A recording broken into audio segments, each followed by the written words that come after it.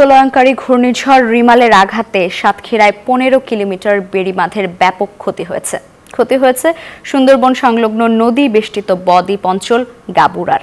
ঘূর্ণিঝড়ের সঙ্গে জলোচ্ছ্বাস, সেখানকার ২৯ কিলোমিটার বেড়িবাঁধও ক্ষতির মুখে পড়েছে।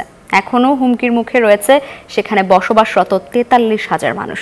সাতক্ষীরার প্রতিনিধি মনিরুল ইসলাম মনির তথ্যচিত্র ডেস্ক রিপোর্ট। ঘূর্ণিঝড় রিমাল ২৬ মে সন্ধ্যায় ১০০ থেকে ১১০ কিলোমিটার গতিবেগে দক্ষিণ পশ্চিম উপকূলে আঘাত হানে। টানা প্রবল বাতাস ও জলোচ্ছ্বাসে ক্ষয়ক্ষতি হয়েছে আশাশুনি ও শ্যামনগরে। পানি উন্নয়ন বোর্ড সাতক্ষীরা ১ ও ২ এর ১৫ কিলোমিটার বেড়িবাঁধের ব্যাপক ক্ষতি হয়েছে। আর খোলপেটু ও কপোতাক্ষ নদের ৬ থেকে ৮ ফুট উঁচু অস্বাভাবিক জোয়ারে গাবুরা বদ্বীপের ২৯ কিলোমিটার বেড়িবাঁধও হুমকির মুখে পড়ে। এলাকাবাসীর সহায়তায় বাঁধ রক্ষা পেল ২০টি পয়েন্টে ভাঙন ও ফাটলে আতঙ্ক ছড়িয়েছে উপকূলবাসীর মধ্যে। ভেড়িবাঁধ এখন ফাটন ঝরিয়ে দিয়েছে, এসব ভেড়িবাঁধ রাস্তা না দিলে আমরা খুব দুরবস্থায় বাস করবো এখানে। সাধারণ জনগণ যদি বালির বস্তা দিয়ে বা এ দিয়ে যদি না ঠেকাইতো তাহলে গাবুরা ইউনিয়ন প্লাবিত হয়ে যেত।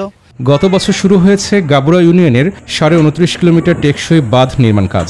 এ কাজে যেন কোনো দুর্নীতি না হয় সেদিকে নজর রাখার দাবি এলাকাবাসীর। আমরা বেড়িবাঁধের জন্য দাবি জানাচ্ছি।